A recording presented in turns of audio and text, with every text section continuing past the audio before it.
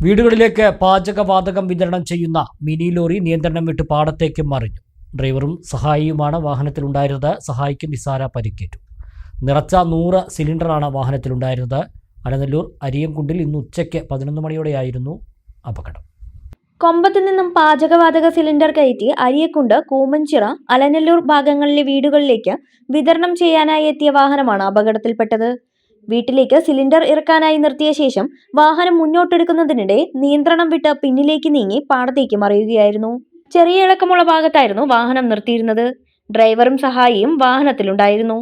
സഹായിയായ ഭീമനാട് സ്വദേശി സുജിത്തിന് നിസാര പരിക്കേറ്റു. 100 സിലിണ്ടറാണ് വാഹനത്തിലുണ്ടായിരുന്നത്. ഇതിൽ 9 എണ്ണം വിതരണം ചെയ്തിരുന്നു.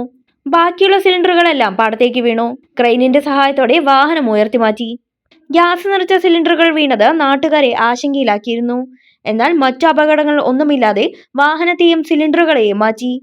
അപകട വിവരം അറിഞ്ഞ് സുജിത്തിനെ കാണാനായി വന്ന സുഹൃത്തിനെ കാട്ടുകുളം അരിയക്കുണ്ട് റോഡിൽ വെച്ച് പന്നി ആക്രമിച്ചു. ഇദ്ദേഹത്തെ മണ്ണാർക്കാട് സ്വകാര്യ ആശുപത്രിയിൽ പ്രവേശിപ്പിച്ചു. അലനല്ലൂരിലെ സേവന രംഗത്ത് 80 വർഷത്തെ പ്രവർത്തന പരിചയമുള്ള പാലക്കാട് ജില്ലയിലെ class 1 super grade bank Alanallur service സഹകരണ ബാങ്ക് എന്നും ജനങ്ങളോടൊപ്പം.